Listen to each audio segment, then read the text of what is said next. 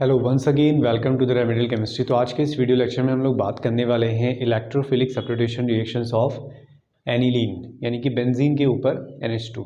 तो सबसे पहले मैं आपको कंपैरिजन बताता हूँ कि क्लोरोबेंजीन, बेंजीन या फिनॉल इससे पहले हम लोग पढ़ चुके हैं और अब हम देखने वाले हैं एनिलीन। इनमें ज़्यादा रिएक्टिव कौन है? तो बेटा सबसे ज़्यादा रिएक्टिव होता है हमारा एनिलीन, बेंजीन के ऊपर NH2। उसका रीज़न ये है कि अगर हम कंपैरिजन करें तो एक तरफ है आपके पास एनिलीन जहाँ पे नाइट्रोजन पे लोन पेयर है और एक साइड आपके पास है फिनॉल जहाँ पर ऑक्सीजन पे लोन पेयर है और एक तरफ है आपके पास क्लोरोबेंजीन जहाँ पे इलेक्ट्रॉन है Cl पे या ब्रोमोबेंजीन हो सकता है। अब इन तीनों में क्या डिफरेंस है कि फर्स्ट वाले में डोनर एटम जो है वो नाइट्रोजन है, यहाँ डोनर एटम ऑक्सीजन है और यहाँ क्लोरीन है। हैलोजन को तो हम वैसे ही एलिमिनेट कर देते हैं क्योंकि हम जानते हैं हैलोजन का मेसोमेरिक इफेक्ट से ज़्यादा डोमिनेट करता है -I इफेक्ट। मतलब सिंपल वर्ड में हम कहें तो हैलोजन्स इलेक्ट्रॉन सीकिंग ग्रुप के नाम से जाने जाते हैं। वो इलेक्ट्रॉन डोनेट करना कभी भी प्रेफर नहीं करते हैं, तो इनका तो हमेशा ही सबसे कम रहेगा। अब बचते हैं ऑक्सीजन और नाइट्रोजन। ज़्यादा इलेक्ट्रोनेगेटिव कौन है? ऑक्सीजन। तो जो ज़्यादा इलेक्ट्रोनेगेटिव होगा उसकी इलेक्ट्रॉन लॉस करने की टेंडेंसी क्या होगी? कम। इसका मतलब सबसे बेस्ट इलेक्ट्रोफिलिक सब्स्टिट्यूशन रिएक्शंस कौन दिखाएगा? नाइट्रोजन। तो इसलिए एनिलीन और भी ज़्यादा रिएक्टिव होगा। जैसे हम लोगों ने प्रीवियस लेक्चर्स में देखा हुआ है कि फिनॉल के लिए जब हम ब्रोमिनेशन करते हैं तो वो डाइल्यूट से भी ब्रोमीन वाटर से भी रिएक्शन हो जाती है। नाइट्रेशन करते हैं तो डाइल्यूट SNO3 से भी हो जाती है, कंसनट्रेटेड से अलग होती है। तो वो सब होता था रिएक्टिविटी की वजह से। अब क्योंकि एनिलीन की रिएक्टिविटी और बदल गई है और ज़्यादा हो गई है तो इसका मतलब यहाँ भी रिएक्शंस में चेंज आने वाला है। यहाँ से रीजनिंग के रिगार्डिंग भी क्वेश्चंस मिलते हैं एग्जाम्स में और डायरेक्ट रिएक्शन भी मिल जाते हैं, ठीक है, कन्वर्जन मिलते हैं। तो बड़ा इंपॉर्टेंट टॉपिक है। तो चलिए स्टार्ट करते हैं इसको। तो सबसे पहला पॉइंट, अब तक के सारे ऑर्गेनिक में हमारे जितने भी हम लोगों ने इलेक्ट्रोफिलिक सब्स्टिट्यूशन रिएक्शंस वाले कंपाउंड देखे हैं सब में सबसे ज़्यादा रिएक्टिव कौन है? एनिलीन है, ठीक है। तो ये कहानी है। तो चलिए देखते हैं। सबसे पहली हेडिंग है आपकी ब्रोमिनेशन। तो सबसे पहले हम देखेंगे ब्रोमिनेशन बेटा। तो सबसे पहले हम करेंगे ब्रोमिनेशन, राइट। तो ब्रोमिनेशन में एनिलीन की रिएक्शन, जब हम एनिलीन की रिएक्शन कराते हैं किससे? Br2 से, ठीक है। Br2 कैसा ले लेंगे हम? एक्वस ब्रोमीन ले लेते हैं। तो एक्वस ब्रोमीन लिया है यानी कि AQ लिख देता हूँ मैं यहाँ पर या तो फिर मैं वाटर लिख सकता हूँ, ब्रोमीन के ब्रैकेट में एक्वस लिख सकता हूँ, ठीक है। सबका मीनिंग सेम है। तो होता क्या है कि हर एक ortho, para and ortho position से H किसके साथ चला जाता है? Br के साथ। तो कितने Br चले गए हैं? 3, और 3 लगेंगे तो 6 ब्रोमीन चाहिए होंगे, तो 3Br2। बैलेंसिंग की ज़रूरत है नहीं वैसे, बट मैंने फिर भी बता दिया है। तो NH2 यही रहेगा, Br Br Br, ठीक है। ये भी कैसे कलर का PPT बनता है? वाइट PPT बनेगा। नेमिंग क्या हो जाएगी? नेमिंग कर लो। 1 2 3 4 5 6। तो 2,4,6 ट्राई ब्रोमो एनिलीन, ठीक है। तो यहाँ तक तो कोई प्रॉब्लम नहीं है। सेम यही चीज़ फिनॉल में होती थी। अगर याद नहीं है तो आपको बस बेंजीन की जगह OH रखना है और कुछ नहीं करना है। 2,4,6 ट्राई नाइट्रोफिनॉल बनता था। अब अगर हम चाहते हैं कि ब्रोमीन जो है वो सिर्फ ऑर्थो या पैरा पे आए, हम पैरा प्रोडक्ट चाहते हैं, जो मेजर प्रोडक्ट बनता है वो हम बनाना चाहते हैं, तो उसके लिए हमें क्या करना होगा? तो देखिए प्रॉब्लम क्या है कि एनिलीन क्या है? बहुत ज़्यादा रिएक्टिव है। एनिलीन है हमारा हाईली रिएक्टिव। तो इसकी रिएक्टिविटी स्लो करने के लिए हम क्या करते हैं बेटा? इसका एसाइलेशन करते हैं। क्योंकि होगा क्या, जब रिएक्टिविटी कम होगी तो सिलेक्टिविटी ज़्यादा बढ़ जाएगी, ठीक है। अगर ये कम रिएक्टिव होगा तो ज़्यादा सिलेक्टिव हो जाएगा, स्पेसिफिक हो जाएगा। ऐसा नहीं कि किसी से भी रिएक्शन कर ले, ठीक है। अगर कम रिएक्टिव है तो ऐसा थोड़ी किसी से भी रिएक्शन कर जाएगा। तो अगर रिएक्टिविटी कम होती है तो सिलेक्टिविटी बढ़ जाती है। तो हमें क्या करना होगा बेटा, उसका एसाइलेशन करना होगा। एसाइलेशन का मतलब क्या होता है, कौन सा ग्रुप लगाना, C डबल बॉन्ड O। इससे पहले वाले लेक्चर में एसाइलेशन मैंने सिखाया हुआ है, लेक्चर नहीं देखा है तो लिंक डिस्क्रिप्शन बॉक्स में मिल जाएगा, उसे जाके सीखो पहले। एसाइलेशन मतलब होता है COCH3 जोड़ना। अब देखते हैं फिर कैसे करा जाता है इसका एसाइलेशन। तो एक रिएक्शन तो ये कंप्लीट हो गई है, अब हम चाहते हैं कि पैरा प्रोडक्ट बन जाए। उसके लिए हमें पहले क्या करना होगा, तो सबसे पहला स्टेप होगा कि हम एनिलीन का एसाइलेशन करेंगे, जैसे लास्ट लेक्चर में हम लोगों ने किया था। तो एनिलीन की रिएक्शन हम कराएंगे एसिटिक एनहाइड्राइड से, CH3CO CH3CO और ये O in presence of pyridine. तो क्या होगा बेटा, यहाँ से H और यहाँ से CH3COO नेगेटिव। तो CH3CO नेगेटिव और H क्या हो जाएंगे, आउट हो जाएंगे। CH3CO नेगेटिव और H आउट। तो बचा क्या आपके पास, बेंजीन के ऊपर NH बचा है। NH के साथ कौन जुड़ेगा, C डबल बॉन्ड O और ये CH3। क्लियर हुआ। बाहर क्या हुआ, बाय प्रोडक्ट को यहाँ पे डैश करके लिख सकते हैं हम। तो CH3COOH आपका आउट हो गया है। क्या है इस कंपाउंड का नाम, ये है आपका एसिटिक एनहाइड्राइड। राइट, क्लियर है इतना। तो बेटा ये जो ग्रुप है ना COCH3, यही है आपका एसाइल ग्रुप, ठीक है। तो इसलिए मैंने कहा कि हमने इसका कर दिया एसाइलेशन। अब एसाइलेशन से हो क्या रहा है, रिएक्टिविटी कम कैसे हो रही है, देखो मैं यहाँ पे बना देता हूँ। एसाइलेशन की वजह से नाइट्रोजन के जो लोन पेयर है ना बेटा, ये ज़्यादा रिएक्टिव क्यों था, क्योंकि नाइट्रोजन के लोन पेयर जो है रेजोनेंस के थ्रू नीचे आएंगे और ऑर्थो और पैरा पोजीशन पे इलेक्ट्रॉन डेंसिटी को क्या कर रहे हैं, इंक्रीज कर रहे हैं, जिससे ज़्यादा रिएक्टिव हो रहा है। अगर नाइट्रोजन अपने लोन पेयर को बेंजीन को पूरी तरह से ना दे, कहीं और भी बिजी हो जाए, तो रिएक्टिविटी क्या हो जाएगी, कम। तो यहाँ पे यही होता है। यहाँ एक रेजोनेंस और स्टार्ट कर दिया आपने, ये क्या बनेगा इसका दूसरा स्टेप,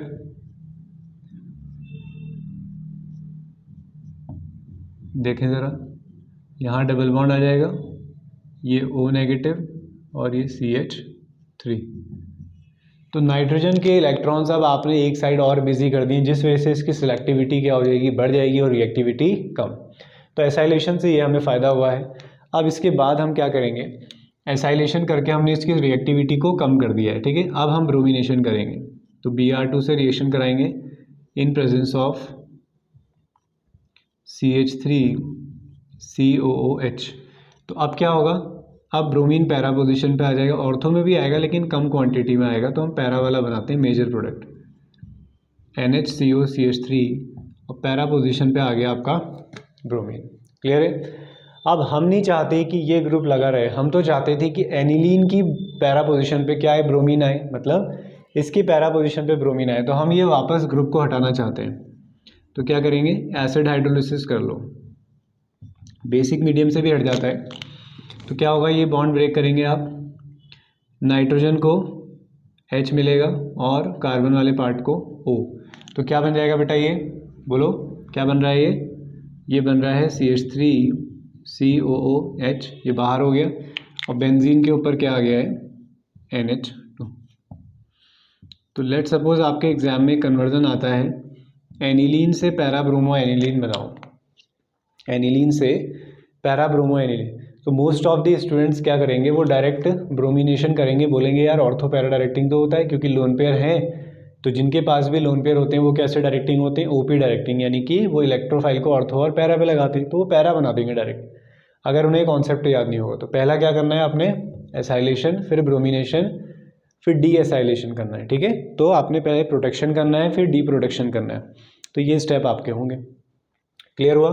तो ये हुआ हमारा ब्रोमिनेशन। अब दूसरा आता है नाइट्रेशन। नाइट्रेशन में भी यही करना होगा, और वहाँ पे तो एक और इंटरेस्टिंग चीज़ आपके सामने आएगी। एक रीजनिंग का क्वेश्चन मैंने ये बता दिया है। तो बेटा अगर आपसे पूछा जाए कि एनिलीन की रिएक्टिविटी को कम कैसे किया जाता है, तो आप बोलेंगे बाय एसाइलेशन, यानी कि उसकी रिएक्शन एसिटिक एनहाइड्राइड या CH3COCl से कराई जाती है, जिससे उसका एसाइलेशन किया जा सकता है, ठीक है। अब बात करते हैं हम नाइट्रेशन की। तो नाइट्रेशन में देखें क्या होगा, नाइट्रेशन में बड़ी इंटरेस्टिंग चीज़ सामने आई, जब मैंने ही पहली बार पढ़ा था इसे तो मुझे भी बड़ा आश्चर्य हुआ था, ठीक है, मैं भी काफ़ी शौक में आया था कि अच्छा ऐसा भी हो सकता है। तो फिर मतलब रेजोनेंस वगैरह का तो मतलब सैल्यूट करता हूँ मैं रेजोनेंस को, तो इसलिए कि क्या कॉन्सेप्ट बना के रख देता है रेजोनेंस।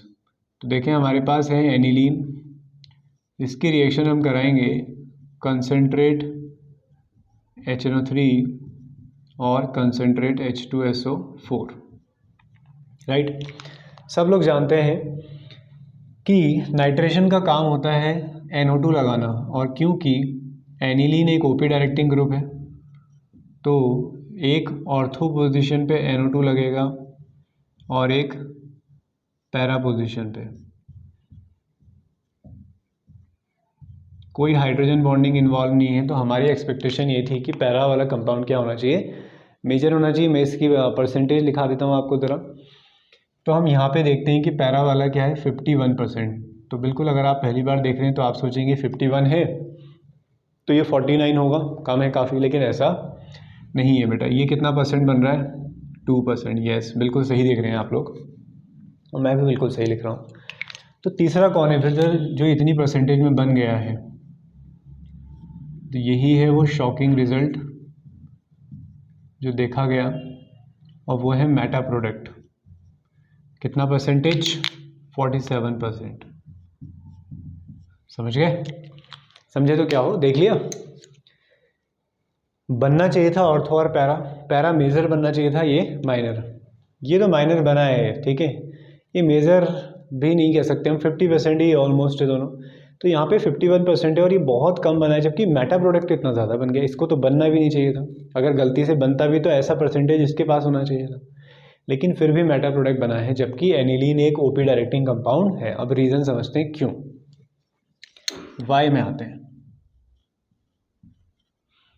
तो देखो हम लोग जैसे बात कर ही रहे थे कि एनिलीन बहुत ज़्यादा रिएक्टिव है, तो एनिलीन बहुत ज़्यादा रिएक्टिव है। एनिलीन एक बेस भी तो होता है ना, बेसिक कैरेक्टर ऑफ एमाइंस भी हम लोगों ने पढ़ लिया है। लेक्चर नहीं देखा है तो लिंक डिस्क्रिप्शन बॉक्स में मिला है, तो सीक्वेंस में पढ़ो चीज़ों को।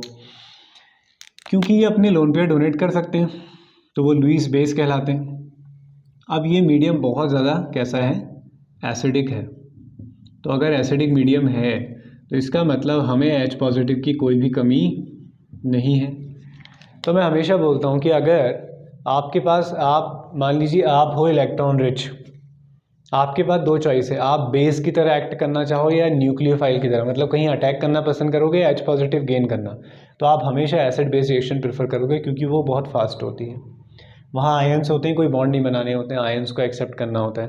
तो एसिड बेस रिएक्शन बहुत फास्ट होती है। तो इतने ज़्यादा एसिडिक मीडियम में बहुत सारे एनिलीन H पॉजिटिव को एक्सेप्ट करके क्या बना लेते हैं, NH3 पॉजिटिव, जिसका नाम है एनिलीनियम आयन।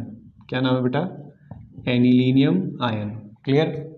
अब एनिलीन को ओपी डायरेक्टिंग क्यों कहा था, बोलो, एनिलीन को ओपी डायरेक्टिंग क्यों कहा था? क्योंकि सर इसके पास लोन पेयर है, ये रिंग को डोनेट करेगा तो ये ओपी डायरेक्टिंग है। अच्छा, अगर लोन पेयर नहीं होते तो मेटा डायरेक्टिंग होता ना।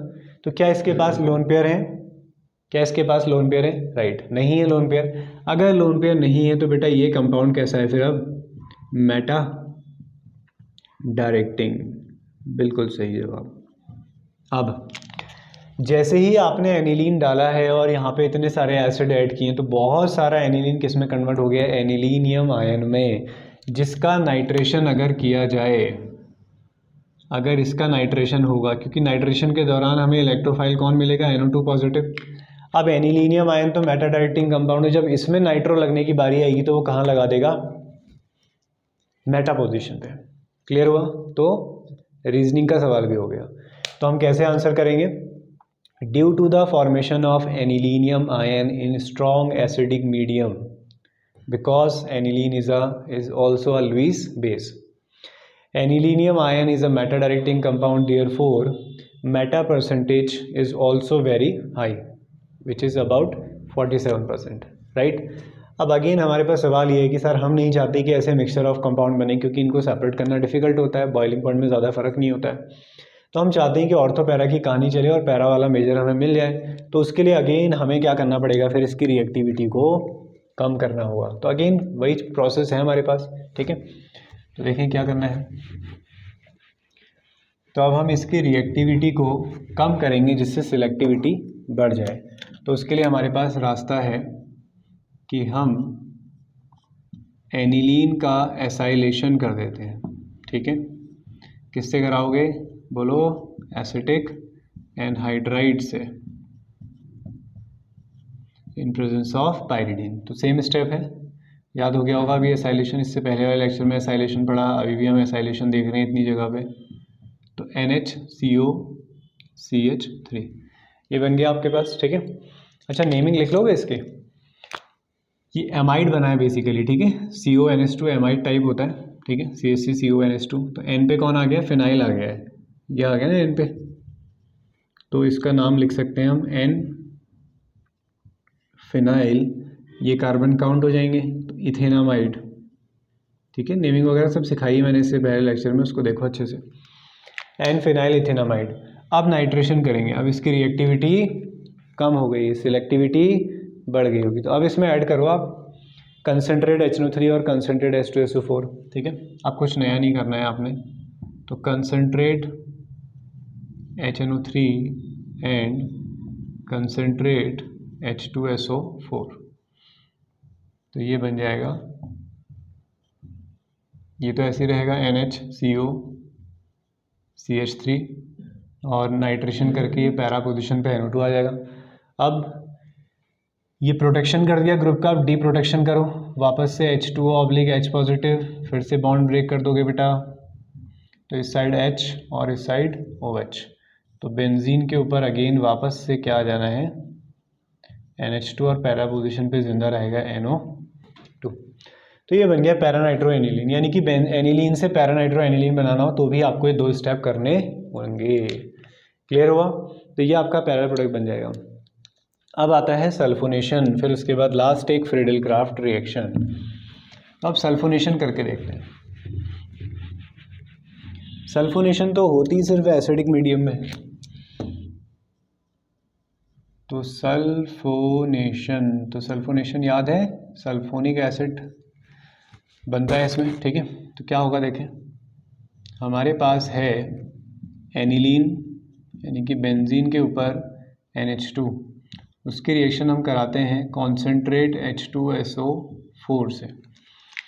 अब होता क्या है, कॉन्सेंट्रेट H2SO4 से जब हम रिएक्शन कराते हैं तो यहाँ पे ना रिएक्टिविटी कम करके भी कोई फ़ायदा नहीं हो पाता, क्योंकि हम जब रिएक्टिविटी कम कर देते हैं उसके बाद भी सिर्फ एसिड से रिएक्शन करा रहे होते हैं, तो फिर वो प्रॉब्लम हमारी सॉल्व हो नहीं पाती है।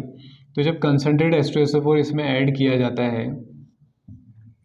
तो H2SO4 का काम है H पॉजिटिव प्रोवाइड करना, तो इसका H पॉजिटिव इसे दे दो, तो ये बन जाएगा NH3 पॉजिटिव। और बचा हुआ पार्ट देखो, H2SO4 कैसे ब्रेक होगा, H पॉजिटिव और HSO4 1 नेगेटिव, तो ये पॉजिटिव बन गया और ये वाला पार्ट HSO4 1 नेगेटिव। तो ये कंपाउंड बन जाता है आपका। ठीक है, इसे बोलते हैं एनिलीनियम हाइड्रोजन सल्फेट। क्या बोलेंगे इसे?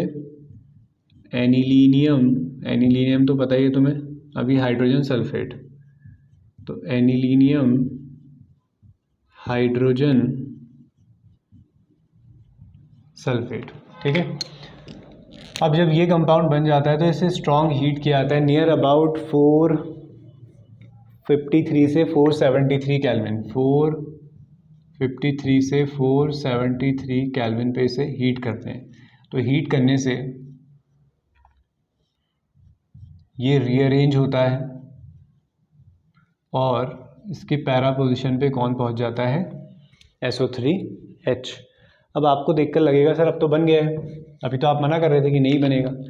तो क्या देखने को मिला कि यहाँ पर एक इक्विलिब्रियम सेटअप हो जाता है, क्योंकि यहाँ पर जो हाइड्रोजन है वो ऑक्सीजन से जुड़ा है, तो ऑक्सीजन से जुड़े हुए हाइड्रोजन बहुत इजीली चले जाते हैं। और ये कैसे नेचर का है? बेस। तो ये बेस है, ये एसिड है, तो ये इसका हाइड्रोजन रोकेगा नहीं यहाँ पे, ये इसके हाइड्रोजन को उठा ही लेगा यहाँ से कैसे भी। तो ये NH3 पॉजिटिव और ये SO3 नेगेटिव। तो ये एक डाईपोलर आयन है जिसमें 2 पोल्स हैं, इसी को जाना जाता है ज्विटर आयन के नाम से। ठीक है, तो ऑर्गेनिक में कहीं भी तुम्हें डाईपोलर आयन दिखते हैं इस तरीके के तो उसे कहा जाता है ज्विटर आयन। सिर्फ डाईपोल होना ज़रूरी नहीं है, एक एसिडिक ग्रुप होता है, एक बेसिक ग्रुप। तो एक बेसिक ग्रुप प्रेजेंट है और एक एसिडिक ग्रुप प्रेजेंट है, इसलिए इनको क्या बोला गया है, ज्विटर आयन। तो ये इस फॉर्म में रहेगा इक्विलिब्रियम में। क्लियर हुआ? तो पहले हमने सल्फोनेशन किया तो उसने उसके साथ रिएक्शन कर ली, ये सॉल्ट बना दिया, ठीक है। उसके बाद हमने जब उसे हीट किया 453 से 473 केल्विन, ठीक है, तो तब जाके वो अरेंज हुआ, यहाँ पे सल्फोनिक एसिड आया, बट फिर भी वो वहाँ पर सेटअप नहीं हो रहा है, अरेंज इक्विलिब्रियम सेटअप हो रहा है, ठीक है, वो इस फॉर्म में मिल रहा है हमें। अब लास्ट है Friedel Crafts reaction, FRIEDEL, Friedel Crafts. तो ये तो बोर्ड एग्जाम में बहुत बार पूछा गया है कि why aniline does not undergo Friedel Crafts reaction, aniline Friedel Crafts reaction क्यों नहीं देता है। तो फ्रिडल क्राफ्ट रिएक्शन के लिए अगर आपको याद हो तो हम रिएक्शन कराते हैं एल्काइलेशन और एसाइलेशन। तो जब हम एल्काइलेशन और एसाइलेशन यूज़ करते हैं तो वहाँ पे कैटलिस्ट के नाम पे हमारे पास होता है एक लुईस एसिड। कौन होता है? लुईस एसिड, जिसे आप बोलते हो एनहाइड्रस AlCl3। लुईस एसिड क्या होते हैं? जो इलेक्ट्रॉन एक्सेप्टर होते हैं उन्हें लुईस एसिड बोलते हैं। देखिए मैं बता देता हूँ, एल्यूमिनियम के लास्ट में 3 इलेक्ट्रॉन होते हैं, 3 शेयर करेगा Cl से, कितने इलेक्ट्रॉन हो पा रहे हैं अभी भी? 6। तो AlCl3 एक लुईस एसिड है क्योंकि 8 इलेक्ट्रॉन करने के लिए उसे इलेक्ट्रॉन एक्सेप्ट करने होंगे, राइट। तो अब प्रॉब्लम क्या है कि हमारे पास जो एनिलीन है वो एक बेसिक नेचर का है, और मान लीजिए हम एल्काइलेशन कराने जा रहे थे, आपने प्रेजेंस में रखा क्या? Anhydrous AlCl3। अब होना क्या चाहिए था, इन दोनों ने रिएक्शन करनी चाहिए आपस में, तभी बात बनेगी। होना क्या चाहिए कि AlCl3 यहाँ से एक Cl ले ले और क्या बनाए? AlCl4 नेगेटिव और CH3 पॉजिटिव, एक इलेक्ट्रोफाइल जनरेट होना चाहिए जो आगे रिएक्शंस करेगा। बट क्योंकि ये एसिड है और ये तो बेस नहीं है, तो ये रिएक्शन कर जाता है पहले, तो ये अपने इलेक्ट्रॉन दे देता है। वो कहता है बेटा इससे क्या ले रहा है इलेक्ट्रॉन, ये तो लायक ही नहीं इलेक्ट्रॉन देने के, मैं देता हूँ तुझे इलेक्ट्रॉन। तो नाइट्रोजन अपने इलेक्ट्रॉन दे देगा और नाइट्रोजन ने अपने इलेक्ट्रॉन डोनेट किए तो प्लस, AlCl3 ने इलेक्ट्रॉन गेन किए तो ये बन गया AlCl3 नेगेटिव। तो ये बन जाता है एनिलीनियम सॉल्ट। क्या बन जाता है? Anilinium salt. यानी कि जिस लुईस एसिड को हम लाते हैं इलेक्ट्रोफाइल जनरेट करने के लिए, स्टेप क्या होना चाहिए था? देखो स्टेप ये होना चाहिए था कि AlCl3 प्लस CH3Cl इसे रिएक्शन करनी चाहिए। AlCl3 इसके Cl को एक्सेप्ट कर लेता अगर, और CH3 पॉजिटिव बन जाता, जो कि क्या होता है? एक इलेक्ट्रोफाइल। फिर मैकेनिज्म में यही आगे बढ़ता है, लेकिन ये रिएक्शन नहीं हो पाई। It should be but it happens. Clear हुआ? तो क्या आंसर देंगे हम कि aniline is the base, it reacts with Lewis acid and form anilinium salt, therefore it does not undergo Friedel Crafts reaction. तो एसाइलेशन, फ्रिडल क्राफ्ट है, alkylation भी होता है, एसाइलेशन भी। हम ये नहीं कह रहे हैं कि, ध्यान रखना बेटा, लास्ट पॉइंट सुनो अच्छे से, मैं ये नहीं कह रहा हूँ कि फिर एनिलीन का एसाइलेशन नहीं हो सकता, एनिलीन का एल्काइलेशन नहीं हो सकता, ये नहीं कह रहे हम कह रहे हैं फ्रिडल क्राफ्ट नहीं हो सकती। एसाइलेशन तो करते ही आए हो ना, इससे पहले बेंजीन के ऊपर NaCO लगा ही रहे थे, बट फ्रिडल क्राफ्ट वाला नहीं होगा, ऑर्थो पैरा वाला नहीं बना सकते हम। क्लियर हुआ? तो ये कॉन्सेप्ट है इसके पीछे। तो अब जो है यहाँ पे हम लोगों का एनिलीन वाला पोर्शन कंप्लीट हो चुका है। तो अब हम नेक्स्ट लेक्चर से देखना स्टार्ट करेंगे डाईएजोनियम सॉल्ट। होप सो वो एक लेक्चर में कंप्लीट हो जाएगा, नहीं हुआ तो मैक्स टू मैक्स उसके 2 लेक्चर बनेंगे। देन हमारी ऑर्गेनिक केमिस्ट्री जो ये एनिलीन तक है वो कंप्लीट हो जाएगी। फिर एक बायोमोलिक्यूल बचता है, उसको तो हम देखते हैं फिर किस तरीके से करना है, एक बाद में करना है, क्या करना है। पहले कोई क्वेश्चंस वगैरह देखेंगे, आपके कोई सजेशन है तो ज़रूर आप कमेंट करके बताइए कि सर इस तरीके से प्रैक्टिस करवा दीजिए।